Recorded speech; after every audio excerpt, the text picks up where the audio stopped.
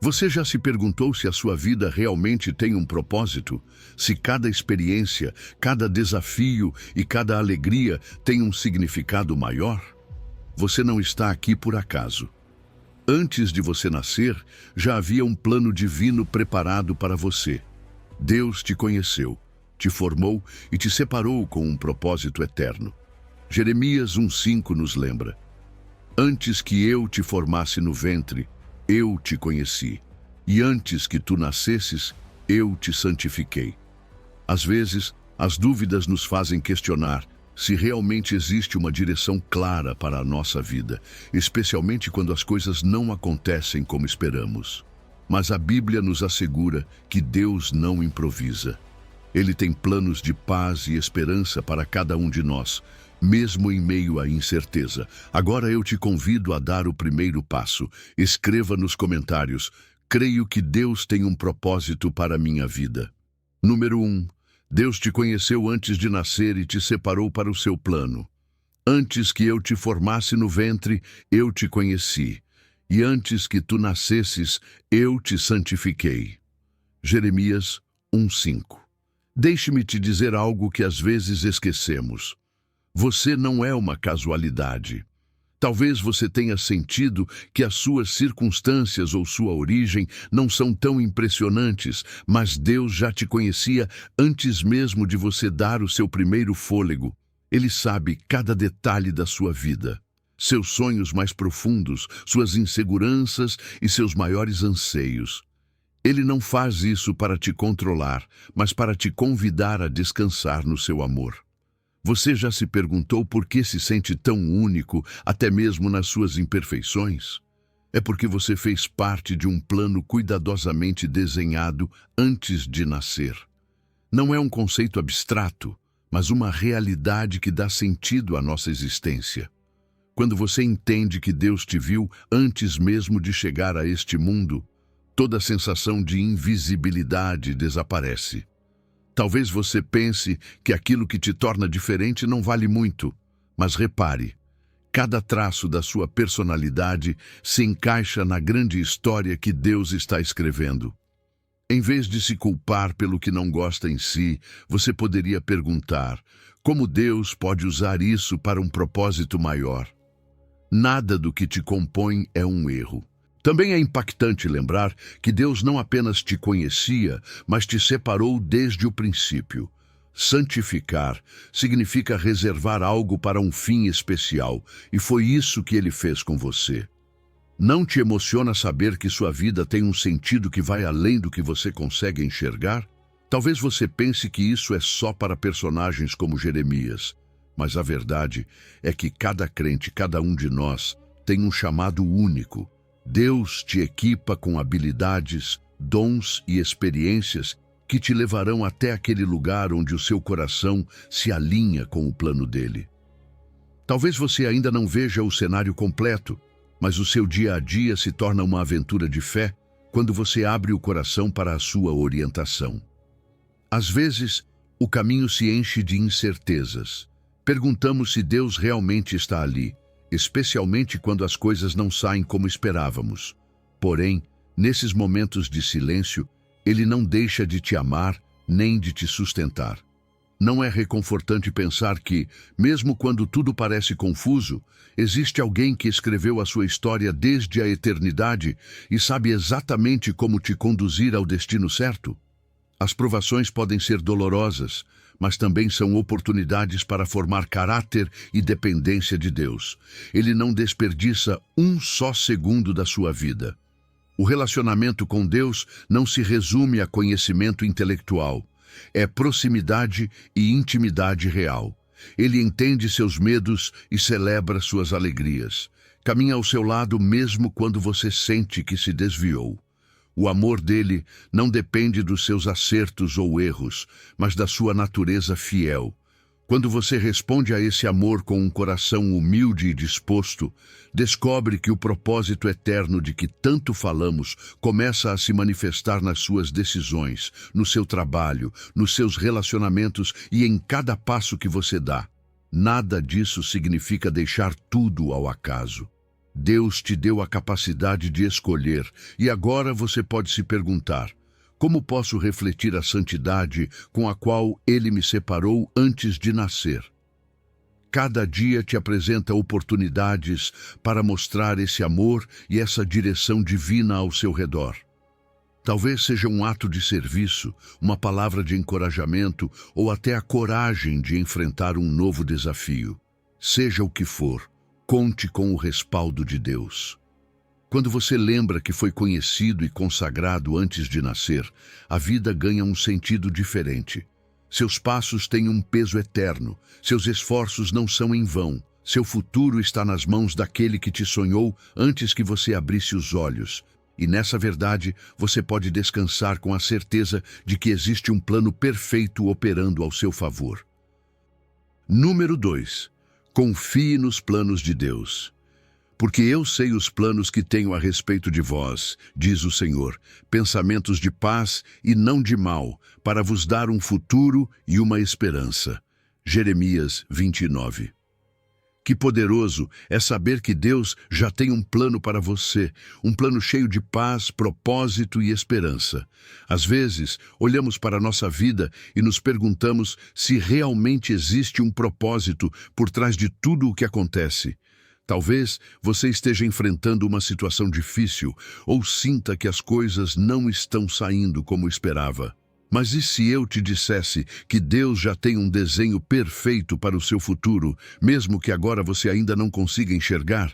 Deus não improvisa, Ele não reage aos acontecimentos como alguém que precisa fazer ajustes de última hora. O plano dele está em movimento desde antes de você nascer. Assim como um arquiteto não começa a construir sem antes ter um projeto, Deus traçou em detalhe cada parte da sua vida. Isso não significa que tudo será fácil ou sem desafios, mas significa que cada passo tem um propósito.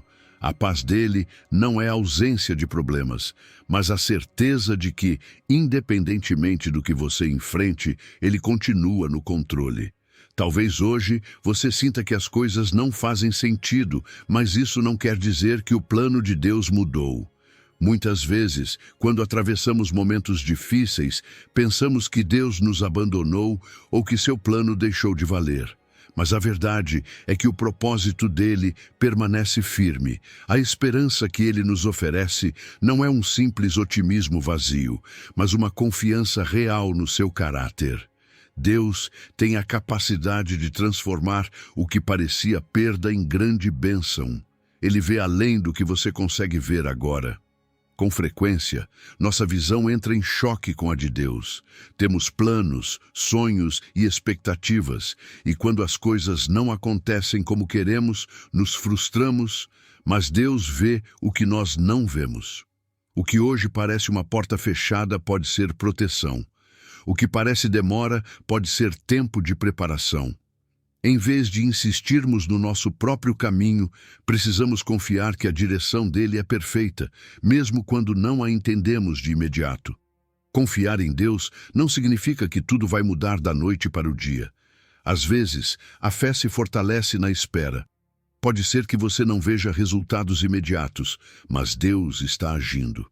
É fácil se desesperar quando as coisas não avançam no ritmo que desejamos, mas a espera também tem propósito.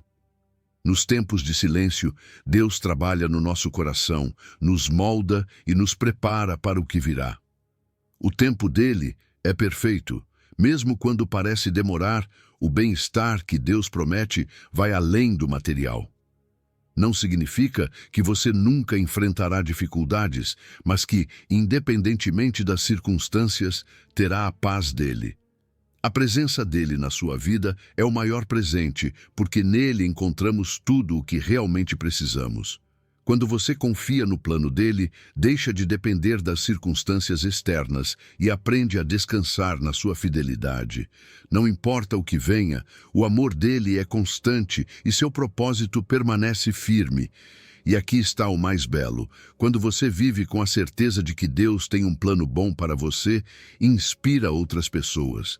Seu testemunho pode ser a luz que alguém precisa para encontrar esperança no meio da própria luta. Quando outros veem como você confia em Deus apesar dos desafios, podem encontrar ânimo para se aproximar dele. Sua fé não transforma apenas a sua vida, mas pode ser o início de mudança na vida daqueles ao seu redor. Para caminhar nos planos de Deus, você precisa buscar direção. A oração e a palavra são essenciais para entender o que Ele deseja para a sua vida. Não se trata apenas de pedir bênçãos, mas de alinhar seu coração à vontade dEle. Quando a oração se torna um hábito, você começa a enxergar as coisas a partir da perspectiva divina. E ao estudar a sua palavra, descobre promessas que fortalecem sua confiança no plano de Deus. Número 3. Maravilhosamente formado com um propósito eterno. Porque tu formaste o meu interior, tu me teceste no ventre de minha mãe. O meu embrião os teus olhos viram, e no teu livro estavam escritos todos aqueles dias. Salmo 139. Pense nisso por um momento. Cada parte de você foi desenhada com intenção. Você não é um acidente, nem uma coincidência biológica. Antes mesmo de você ter consciência da própria existência, já estava na mente de Deus. Ele te formou com suas próprias mãos, te deu um design único e escreveu a sua história com propósito eterno. Deus não te fez em série, como se você fosse parte de uma produção em massa. Ele te criou de maneira pessoal, com detalhes específicos que refletem sua criatividade infinita. Desde a cor dos seus olhos até os talentos e paixões que queimam no seu coração, tudo tem significado. Talvez você já tenha se olhado no espelho e pensado, por que sou assim?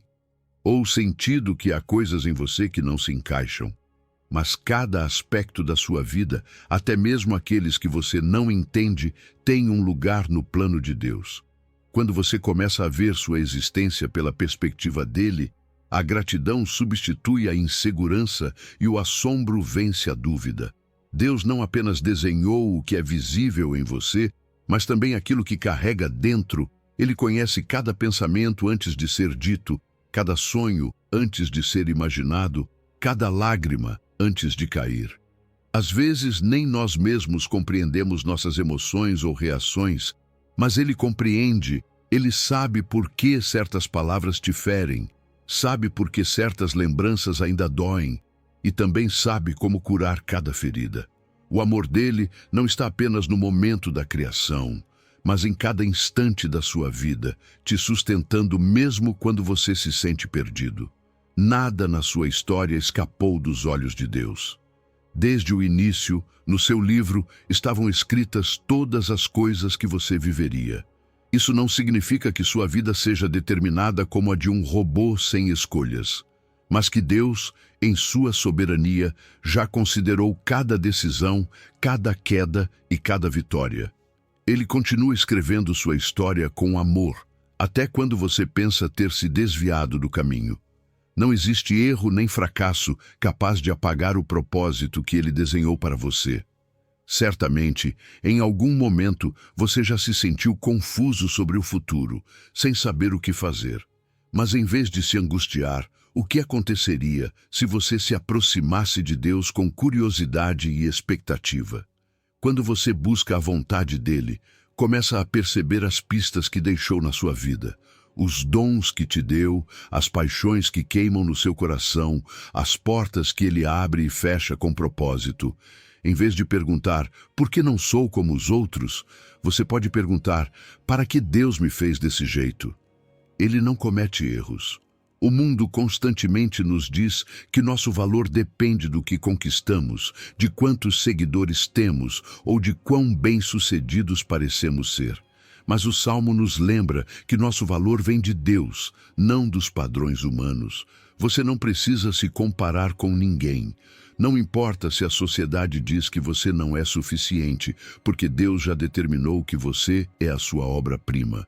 Quando você realmente entende isso, a comparação deixa de te aprisionar e você começa a caminhar em liberdade. E quando você descobre seu valor, também passa a enxergar o valor nos outros. Se Deus colocou tanto cuidado em te formar, também o fez com cada pessoa ao seu redor. Amar o próximo se torna um reflexo natural da gratidão que nasce ao saber que você é amado por Deus.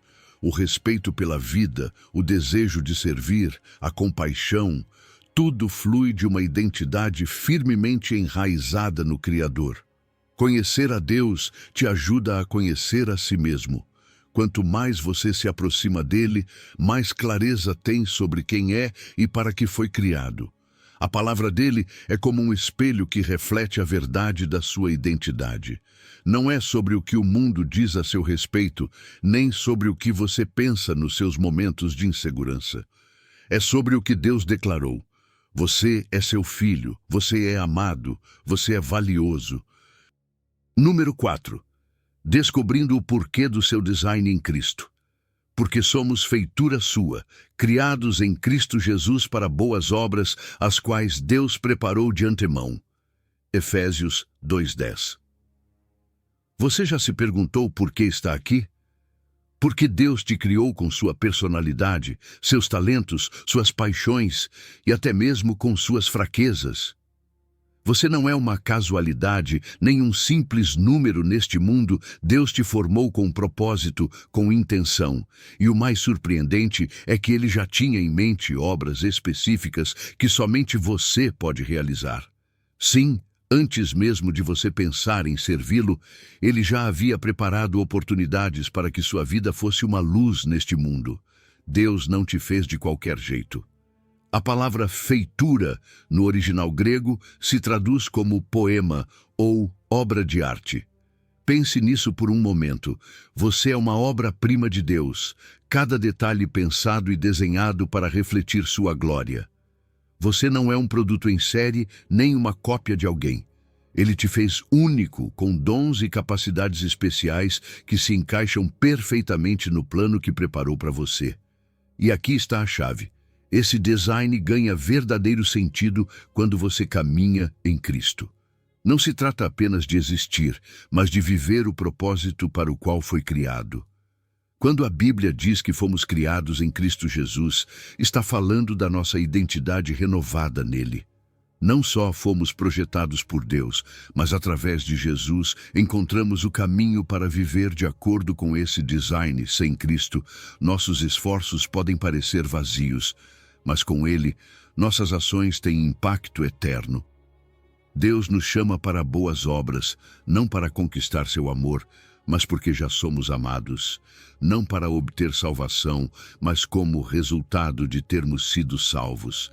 A graça de Deus nos transforma e nos capacita para cumprir o que Ele colocou em nossas mãos. Você já parou para pensar que há coisas que Deus preparou especificamente para você?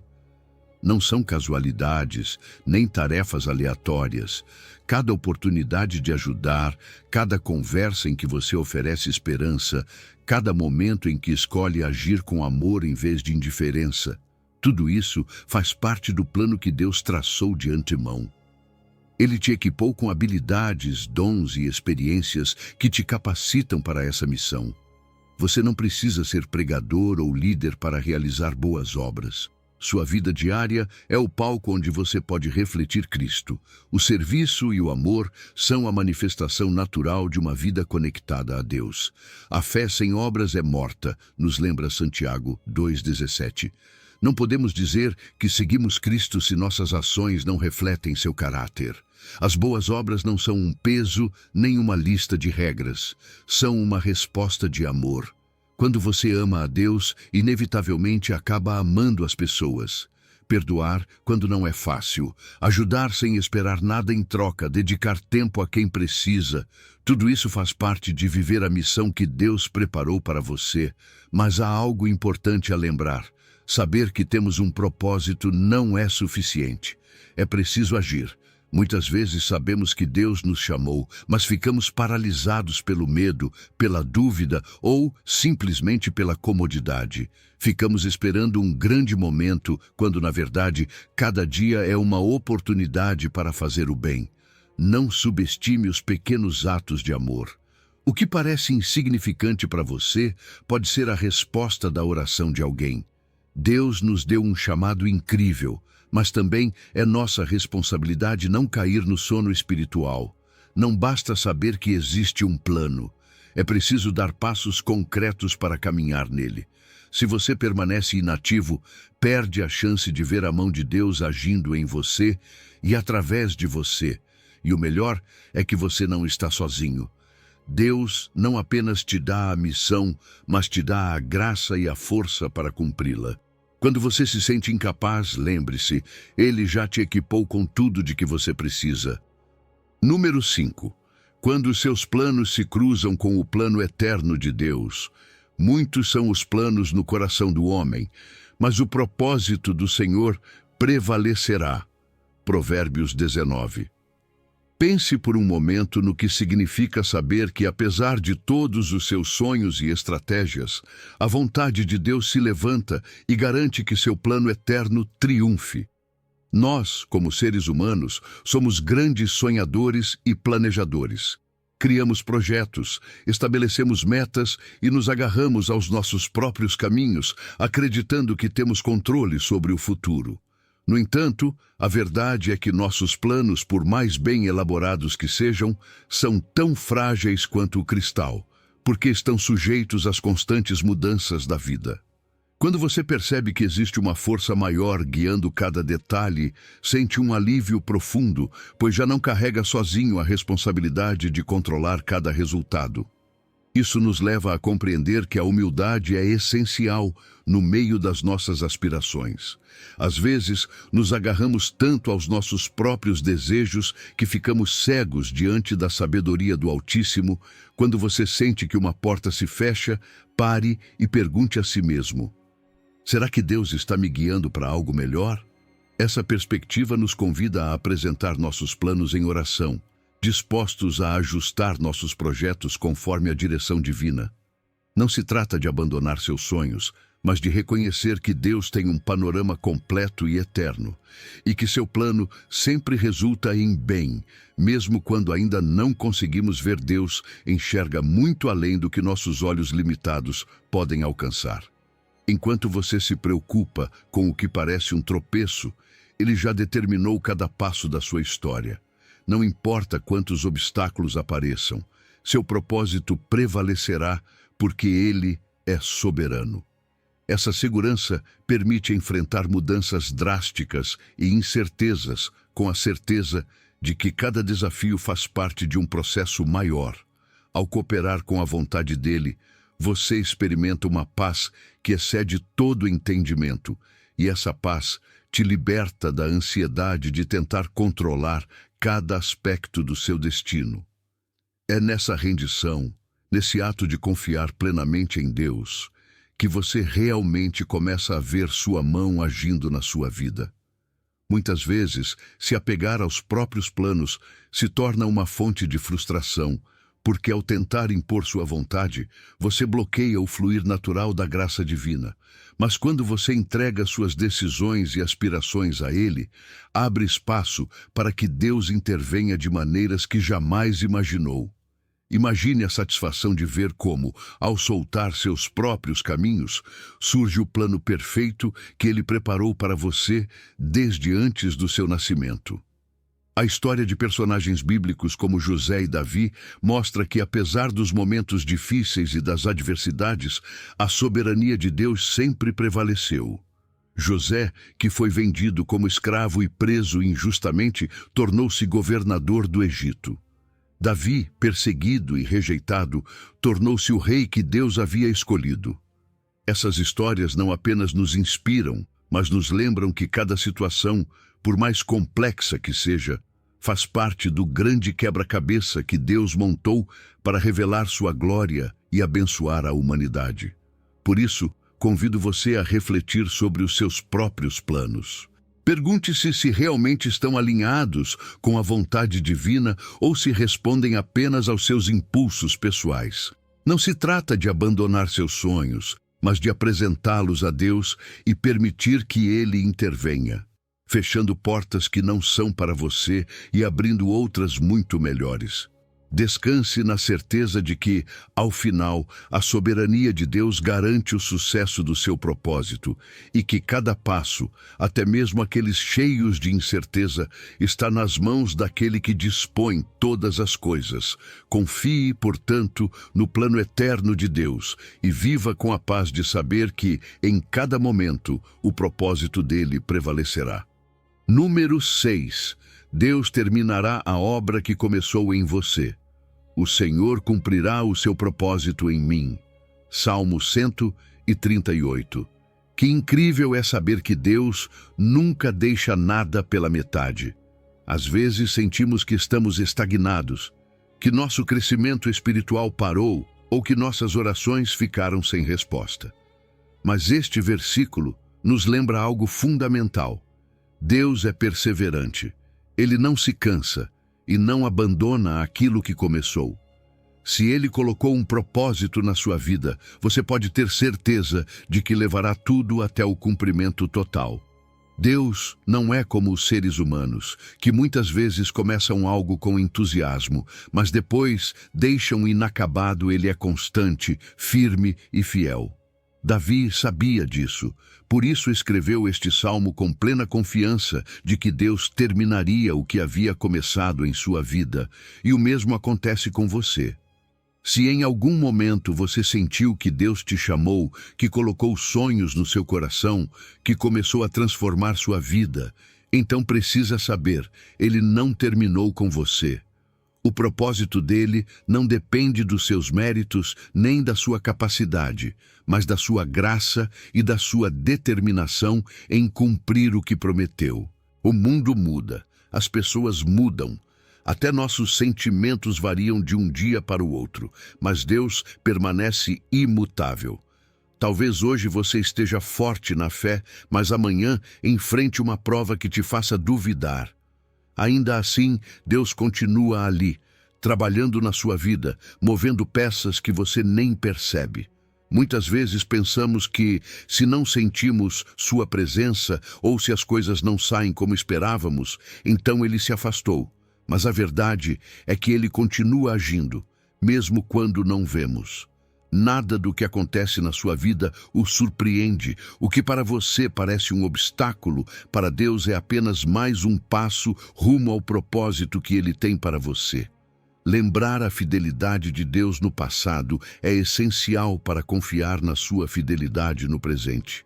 Quantas vezes você já viu a mão dele agindo na sua vida?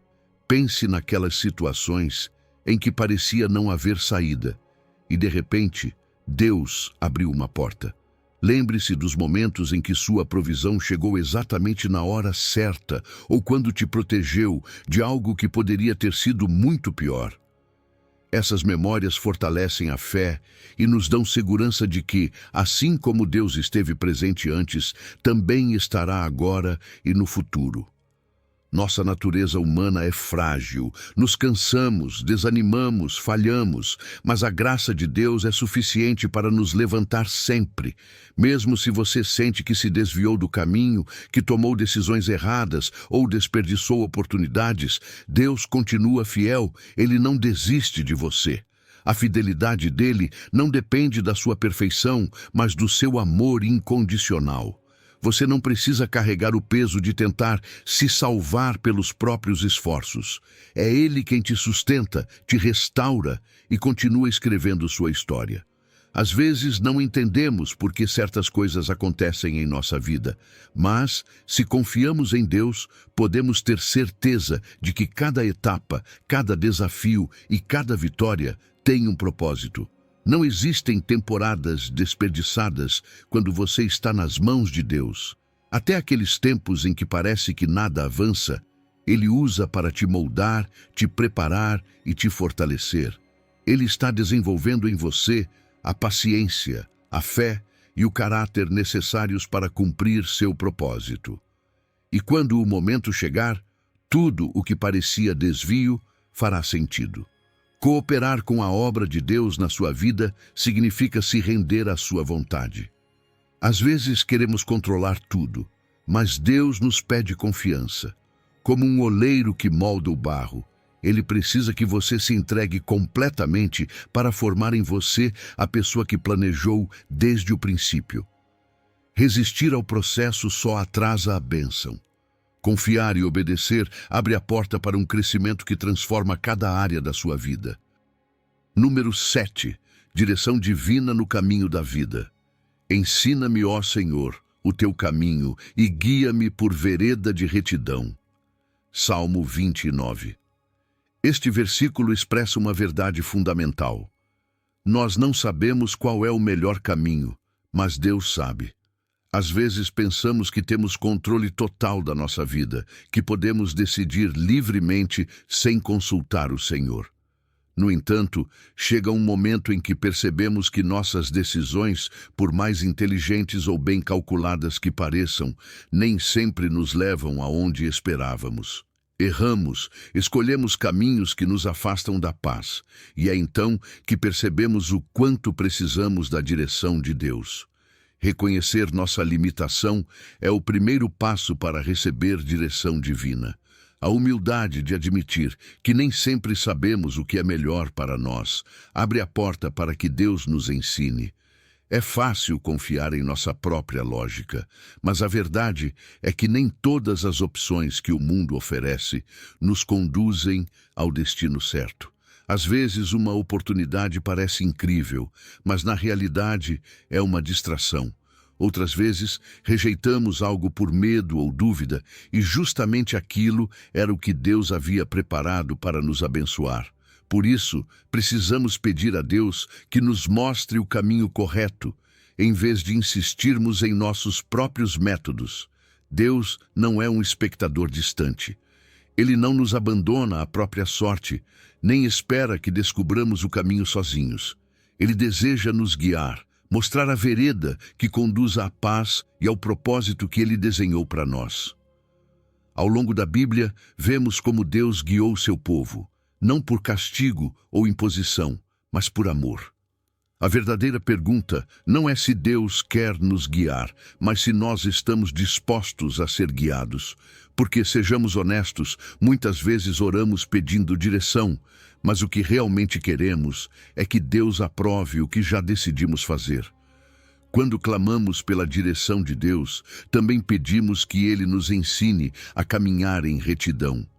Ser guiado por Ele não se trata apenas de tomar boas decisões externas, mas de ter um coração que reflete seu caráter. Retidão não significa apenas fazer o certo por obrigação, mas viver com integridade, transparência e justiça. Quando Deus dirige sua vida, seus princípios começam a moldar cada decisão, desde a forma como você trata as pessoas até como enfrenta os momentos de provação. O salmista menciona inimigos, e é verdade que existem forças que tentam nos desviar do caminho de Deus. Às vezes, esses inimigos são externos, pessoas, ambientes ou situações que tentam enfraquecer sua fé.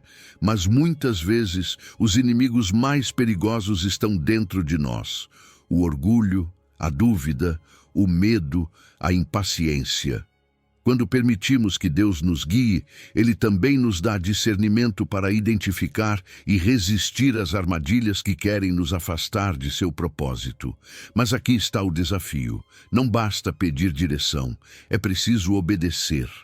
Aprender com Deus significa mudar hábitos, abandonar costumes que não nos aproximam dele e adotar uma mentalidade de fé e obediência. Muitas vezes Deus nos mostra o caminho, mas nós hesitamos porque não é o que queríamos. Às vezes Ele nos pede para esperar quando queremos avançar, e outras vezes nos pede para avançar quando estamos com medo. No entanto, a obediência não é um peso, é uma chave que abre a porta da verdadeira liberdade. Quando seguimos sua direção, somos libertos do peso de decidir apenas com base nas emoções ou no que o mundo dita. Deus não nos guia apenas nos momentos cruciais da vida, mas também nos detalhes do dia a dia.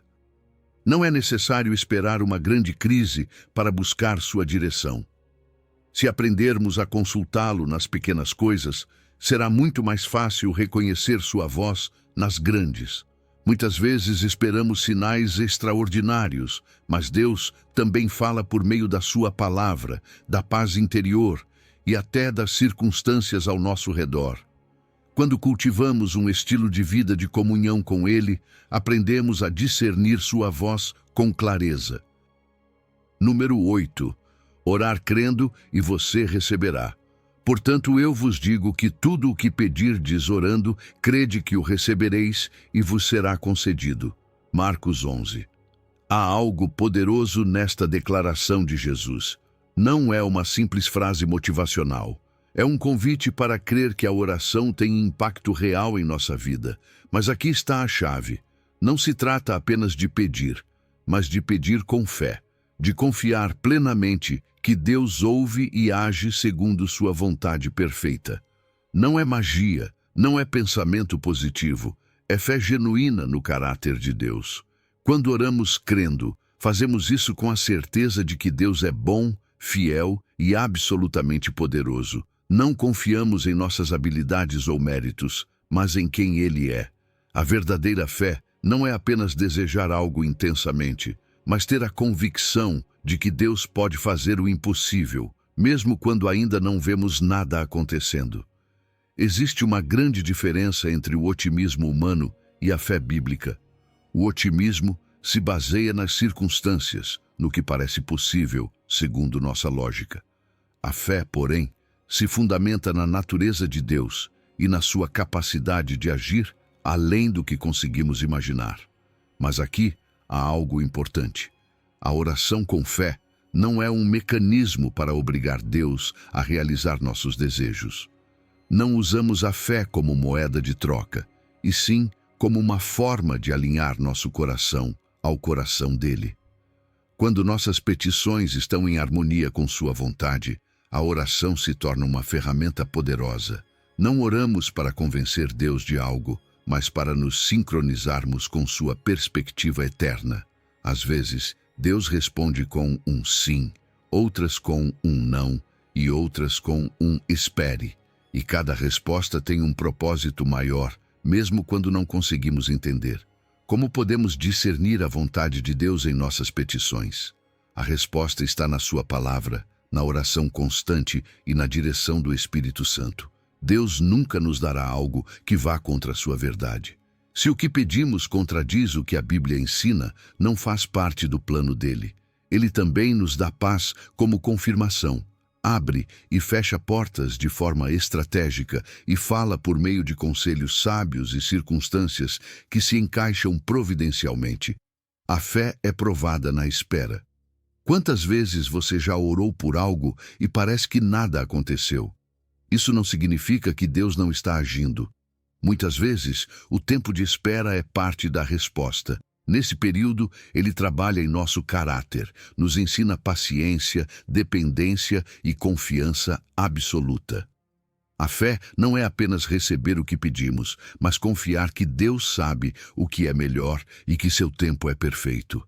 Às vezes, os maiores impedimentos para receber de Deus não estão do lado de fora, mas dentro de nós. O medo, a dúvida, a falta de perdão ou a incredulidade podem bloquear o fluir da bênção. Jesus ensinou que precisamos ter um coração limpo, livre de ressentimento e aberto à vontade de Deus para que nossa oração seja eficaz. Examine seu coração. Há algo que você precisa entregar a Deus para fortalecer sua fé? Orar com fé não é apenas falar com Deus, é experimentar sua presença, é um diálogo, não um monólogo. Quando você ora, não apenas pede, você também escuta. Na oração, Deus te fortalece, te dá paz, revela áreas da sua vida que você talvez não tivesse percebido. É um encontro com o Criador, um momento em que seu espírito se alinha ao espírito dele e você recebe direção. Ouvir testemunhos de pessoas que viram a mão de Deus agir em resposta à oração fortalece nossa fé. A Bíblia está cheia de relatos de homens e mulheres que receberam milagres porque creram. Mas não apenas na Bíblia, hoje também Deus continua agindo. Ler ou escutar testemunhos de respostas sobrenaturais nos anima, nos encoraja a confiar e nos lembra de que Deus é o mesmo ontem, hoje e sempre. Número 9. A fé que move montanhas. Porque em verdade vos digo que, se tiverdes fé como um grão de mostarda, nada vos será impossível. Mateus 17. Jesus usou essa metáfora porque sabia que muitas vezes nos sentimos insuficientes. Achamos que nossa fé não é forte o bastante, que nos falta algo para ver milagres ou enfrentar os desafios da vida. Mas aqui está a chave.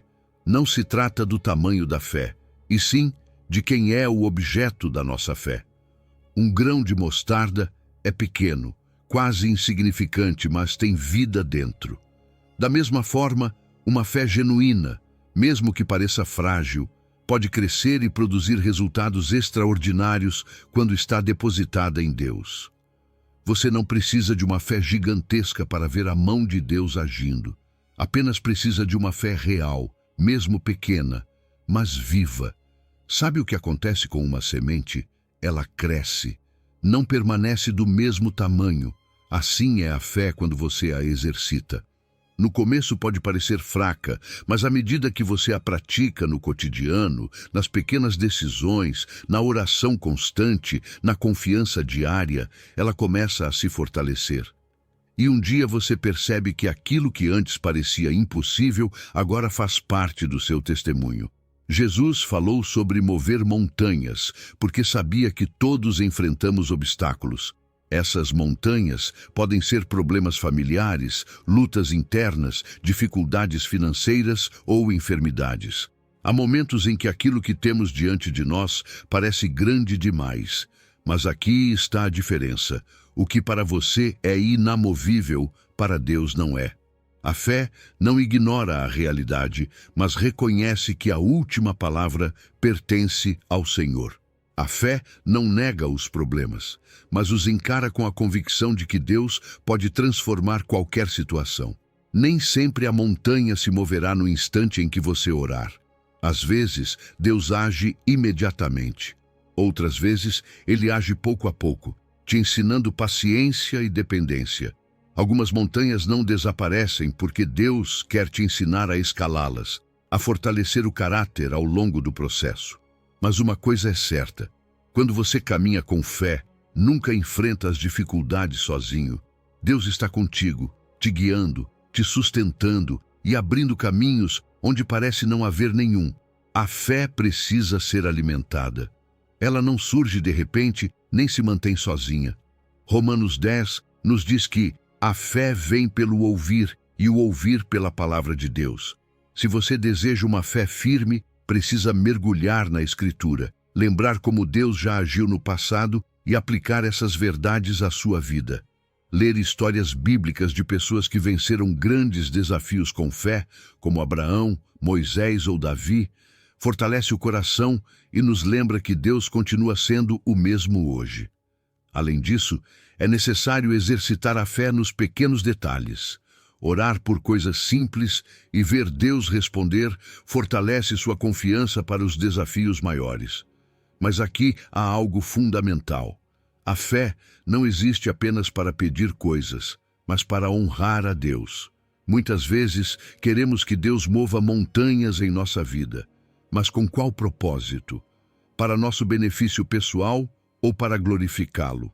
A fé genuína não busca manipular Deus para realizar nossos desejos, mas se submete à sua vontade perfeita, confiando que seu plano sempre será o melhor. Por isso, sempre que enfrentar uma montanha, pergunte-se: como este milagre ou esta resposta trará glória a Deus e abençoará outras pessoas? E aqui vem outro ponto essencial. A fé exige humildade. Às vezes queremos fazer tudo com nossas próprias forças, mas a fé nos lembra que dependemos completamente de Deus. Não é nossa habilidade nem nosso esforço que movem montanhas, mas o poder dele. Quando confiamos em Deus, em vez de depender da nossa lógica ou dos nossos recursos, experimentamos uma paz que supera qualquer circunstância. Número 10. sabedoria e simplicidade em um mundo cheio de perigos. E aqui, eu vos envio como ovelhas no meio de lobos. Sede, portanto, prudentes como as serpentes e simples como as pombas. Mateus 10. Jesus não nos prometeu um caminho fácil. Pelo contrário, ele nos advertiu que viver a fé nos levaria a enfrentar desafios reais, cercados por um mundo que muitas vezes se opõe aos valores do reino de Deus. Mas também nos deu uma chave essencial: combinar astúcia com simplicidade. Não basta ser sábios, também precisamos ser puros de coração. Não basta ser nobres, também precisamos ser prudentes. Jesus usou a imagem das ovelhas no meio de lobos para descrever o desafio de viver como filhos de Deus em um mundo cheio de engano, injustiça e tentações.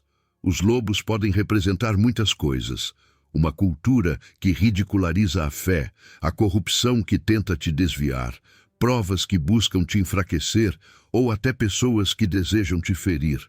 Não podemos ignorar que existe oposição, mas também não podemos viver com medo. Jesus nos chama a estar atentos, a não sermos ingênuos, mas sem cair na malícia ou no desespero.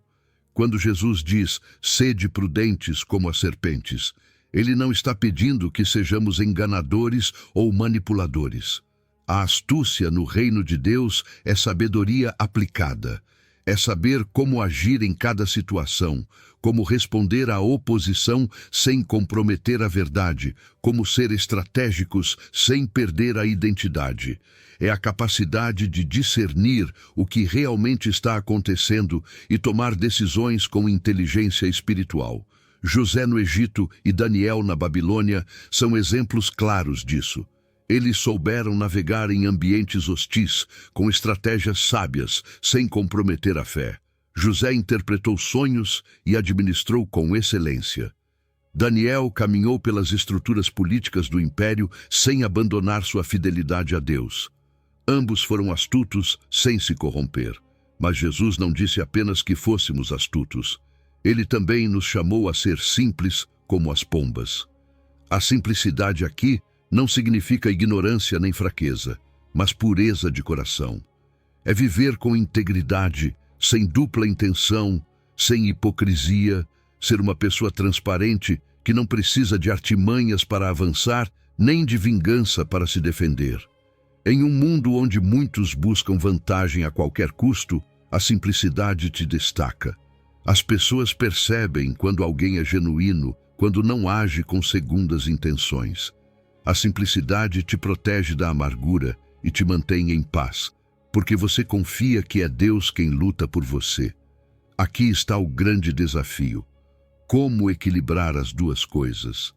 Se você é apenas astuto, corre o risco de se tornar frio, desconfiado e estratégico ao ponto de perder a compaixão.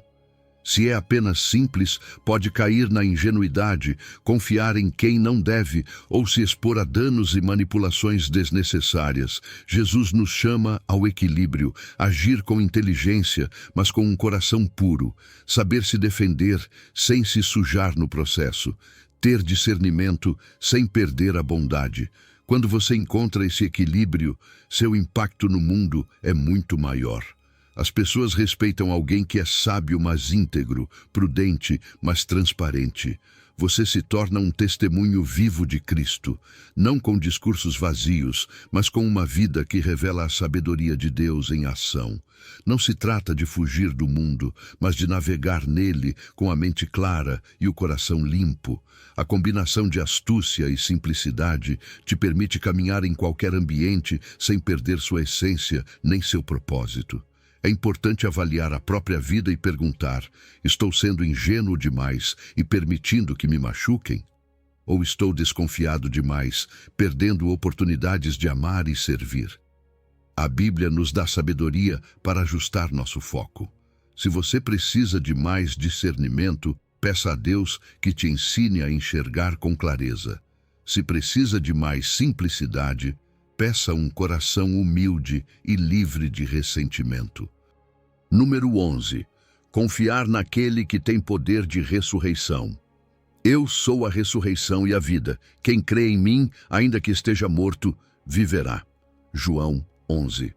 Estas palavras de Jesus não são apenas uma promessa, são uma declaração de vitória sobre a morte.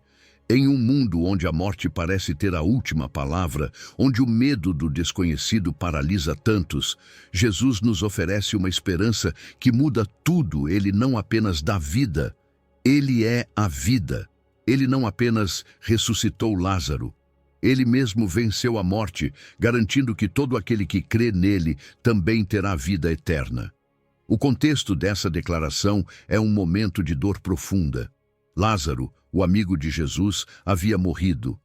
Marta e Maria estavam desesperadas, perguntando por que Jesus não chegara antes. E ali, em meio às lágrimas, Jesus lhes lembra que a morte não é o fim. Ele se aproxima do túmulo e somente com sua voz chama Lázaro para fora. Um corpo sem vida volta a respirar. Com esse milagre, Jesus não apenas consola uma família em luto, mas revela seu poder soberano sobre a morte. Consegue imaginar o que sentiram? O túmulo aberto, o irmão que julgavam perdido voltando à vida. Jesus mostra que nele não há impossíveis, mas essa promessa não era só para Marta e Maria, é para você, para mim, para todos os que creem em Jesus. Em um mundo onde tudo parece tão frágil e temporário, Jesus nos diz que a morte não é a última página. Sua ressurreição garante que aqueles que confiam nele não apenas viverão depois da morte, mas já começaram a experimentar a vida eterna agora. Porque vida eterna não é apenas viver para sempre. É viver em comunhão com Deus, com propósito, com a certeza de que nosso destino está em mãos seguras. A ressurreição é o centro da nossa fé. Se Jesus não tivesse ressuscitado, tudo o que cremos seria inútil. Mas o túmulo está vazio.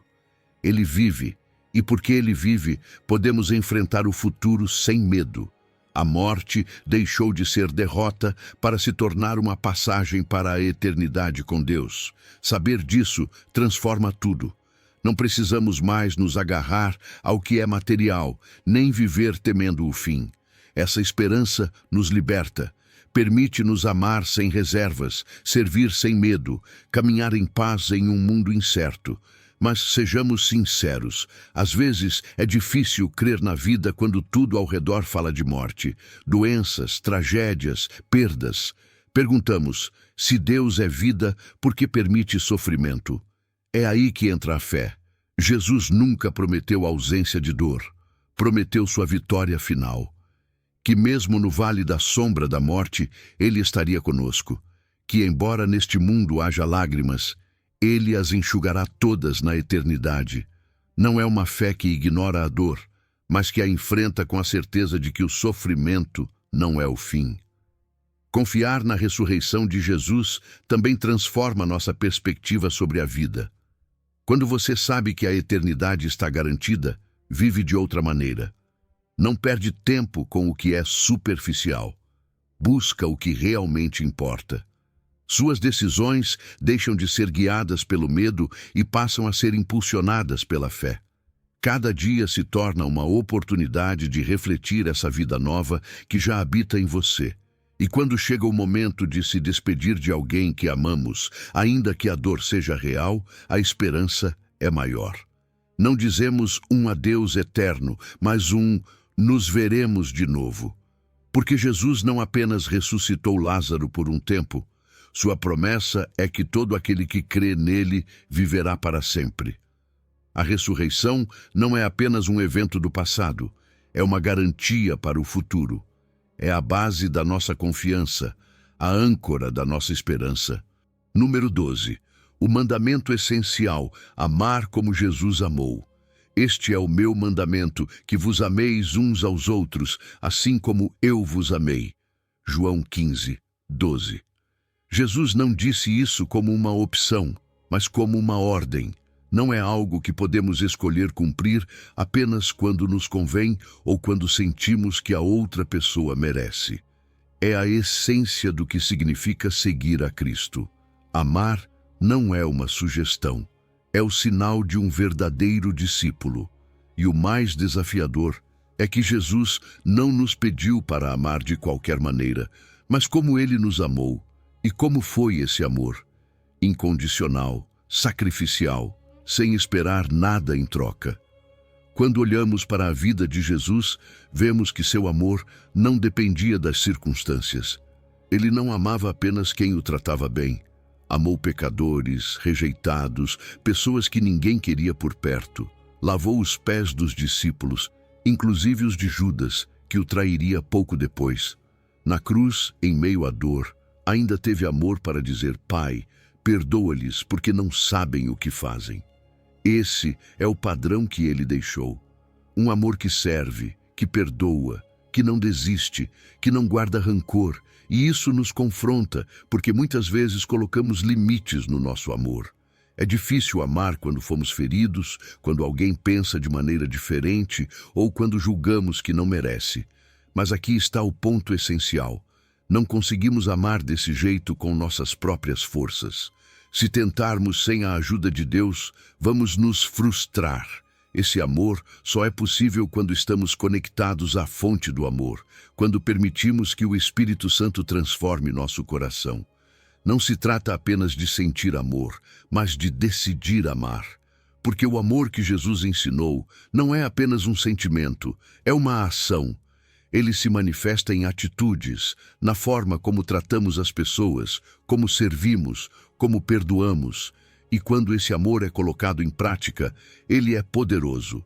Cura feridas, restaura relacionamentos, derruba muros.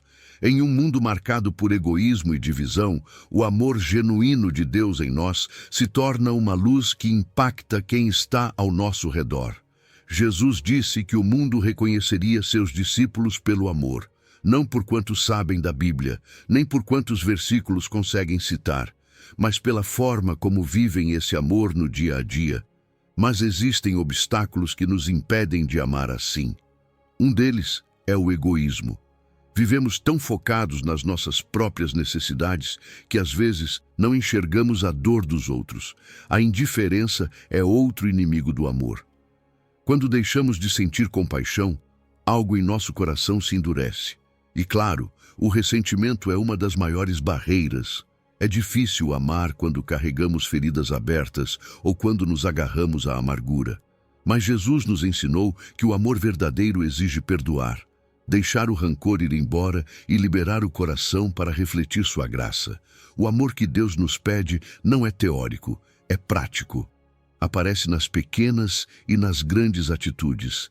Ele se manifesta quando você decide tratar bem alguém que te tratou mal, quando ajuda quem não pode te retribuir, quando escolhe ouvir em vez de julgar, quando dedica tempo para apoiar quem está precisando. Não é feito apenas de palavras bonitas, mas de ações que revelam o amor de Deus. Número 13. O poder libertador do perdão. Porque se perdoardes aos homens as suas ofensas, vosso Pai Celestial também vos perdoará. Mateus 6,14. Jesus deixou claro que o perdão não é apenas um ato de generosidade, mas uma resposta à graça que já recebemos. Não podemos nos aproximar de Deus esperando misericórdia enquanto fechamos o coração para aqueles que nos ofenderam. Perdoar é muito mais do que um gesto de boa vontade. É a chave para viver em liberdade, em paz e em harmonia com Deus. O perdão é parte essencial do caráter de Deus. Ele é misericordioso, tardio em irar-se e grande em amor. Sendo pecadores, Ele nos perdoou, nos restaurou e nos deu acesso à sua presença. Se recebemos esse perdão imerecido, como poderíamos negá-lo aos outros? Muitas vezes esquecemos quanta graça recebemos e exigimos justiça absoluta para as falhas alheias. Mas Jesus nos chama para outro caminho. Um caminho onde o amor vence o rancor e a compaixão supera a amargura. Mas há algo que precisamos entender. Perdoar não significa justificar a dor. Não é dizer que o que fizeram foi certo ou que não trouxe consequências. Também não significa que devemos nos expor novamente ao mesmo dano. Perdoar não é esquecer, é decidir soltar o peso do ressentimento e entregar a justiça nas mãos de Deus.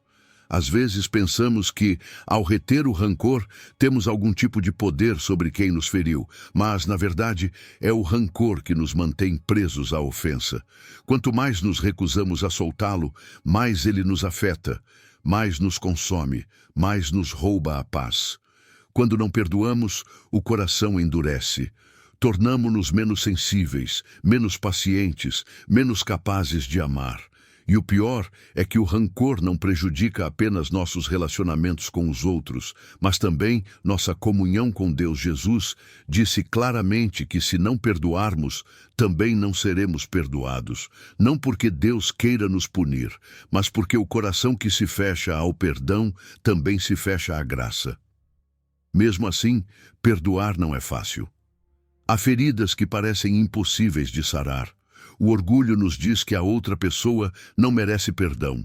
Às vezes, o desejo de vingança fala mais alto do que a vontade de liberar o coração. Mas agarrar-se ao ressentimento só nos prende à dor. Quantas vezes pensamos que perdoar é fazer um favor ao outro, quando na verdade é um presente para nós mesmos? O perdão nos liberta, nos cura, nos devolve a paz perdida.